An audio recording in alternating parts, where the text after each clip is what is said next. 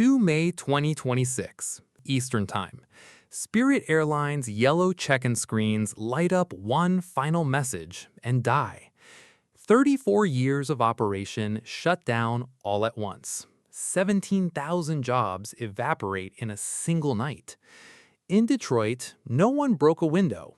No protest. The airport kept running with its usual precision. But that same night, Detroit lost 1.7 million passengers a year, overnight. And here is the paradox no one saw. Spirit's death was not a tragedy for America's most efficient airport. It was the missing piece. The question that matters isn't who's going to save Detroit. It's another, more uncomfortable one. Who benefits when the last competitor disappears? And why was this being built for years? Detroit Metro is the airport American aviation pretends not to see. 6 runways. Atlanta, the busiest airport in the world, has 5. LAX has 4.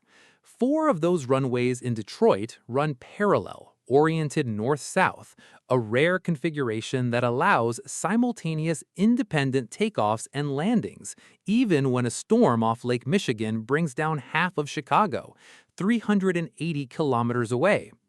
At the center operates Delta. Roughly 74% of all the airport's movements belong to it, a true fortress. In 2025, Delta carried 9.2 million passengers through Detroit, not counting another 2.7 million on regional connection flights. And here is the paradox of success. That very same overwhelming dominance which makes Detroit Delta's second fortress is exactly what made the airport dangerously dependent on a single carrier. The growth created the problem. The more Delta dominated, the less remained of everything else. To understand what really happened in Detroit, 3 threads have to be pulled at the same time. First, the exceptional and ignored infrastructure that made the airport unbeatable. Second, Detroit's secret role as Delta's only central gateway to Asia, driven by an industry no one associates with aviation. And third, how Spirit's death didn't weaken Delta, it completed it. Put the 3 together, and Detroit stops being a story about a good airport. It becomes the story of a trap. Start with what the passenger never notices when crossing the McNamara Terminal. Opened in 2002 with 103 gates across 3 concourses. Concourse A alone has 78 gates and is the second longest concourse in the world. A single pier nearly a mile long, designed that way because the site, squeezed between 4 existing runways, demanded a linear and exceptionally long building.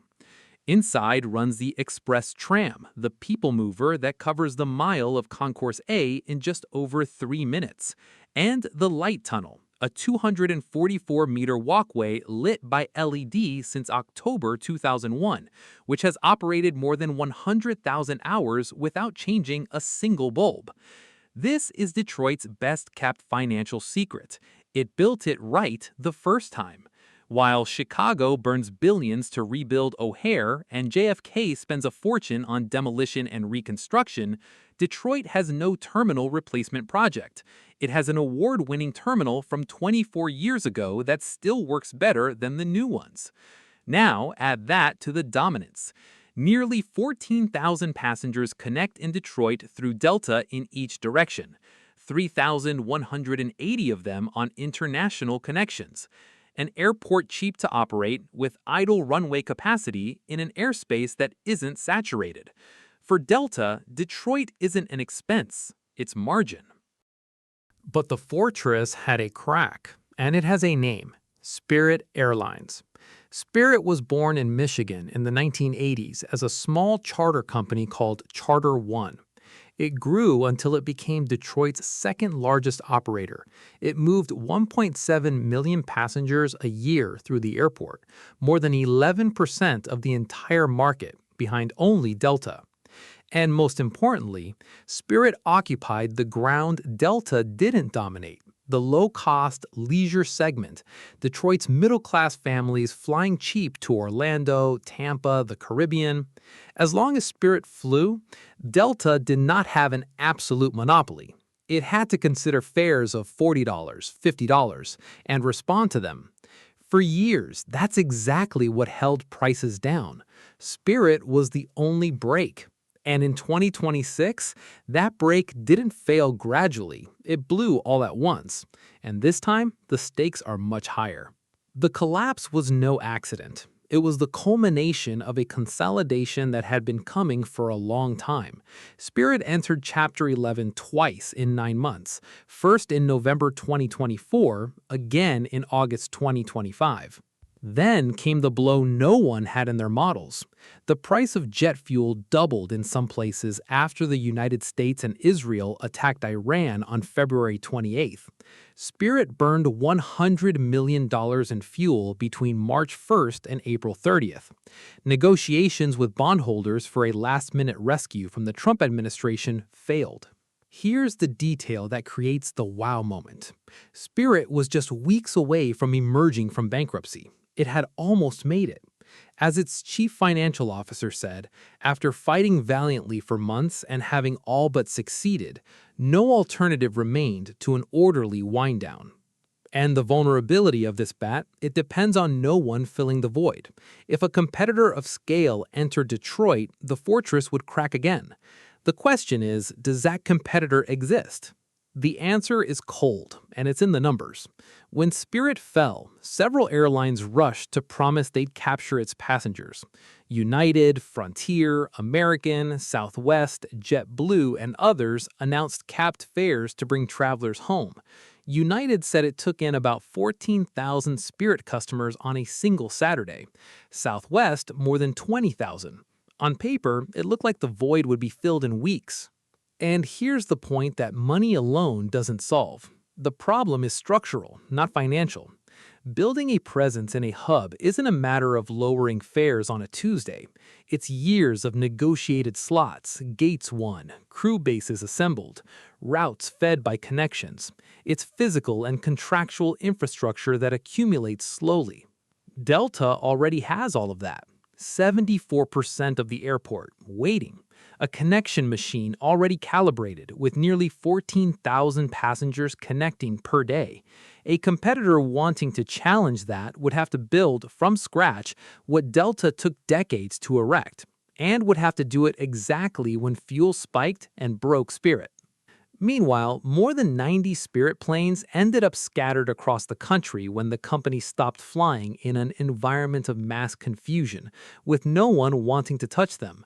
The companies trying to recover those aircraft faced the first challenge just getting to them, parked at gates or wherever they happened to be when Spirit shut down. The planes that could, in theory, sustain a new competitor are stuck, fought over by creditors, far from any Detroit runway. The consequence is mathematical and relentless. Most of that 1.7 million passengers has nowhere to go except Delta. The maximum tension on the board isn't whether someone will try to compete, it's that trying isn't enough. So the verdict is direct, and it admits no middle ground. With Spirit dead and no rival of scale able to replace it, Delta's share in Detroit, already at 74%, is about to surpass 80%. This turns Detroit into its second near-absolute monopoly, alongside Atlanta. It's no longer a dominant hub, it's an entire city flying under a single flag. And we don't need to speculate about what this means, because a precedent already exists. Salt Lake City showed the full script. When Delta controls an airport with no real competition, the result is fares above the national average, passengers with no alternative, and a premium the traveler pays not for better service, but simply because there is no other way out. The monopoly doesn't announce the price, it just charges it. Now there is no plan B for the 4 million inhabitants of Southeast Michigan. The efficiency that makes Detroit admirable is exactly what makes the Detroit passenger a hostage. The best airport no one sees has just become the most captive market no one noticed. And the race, if it can even be called a race, ended before most understood it even existed. One single question remains, and it'll hang over every fare bought in Detroit in the coming years. What happens to a city when the way out has a single owner? If you want to understand the real money that moves aviation, the silent fortresses, the monopolies that form in plain sight and no one talks about, subscribe for more analysis. See you in the next one.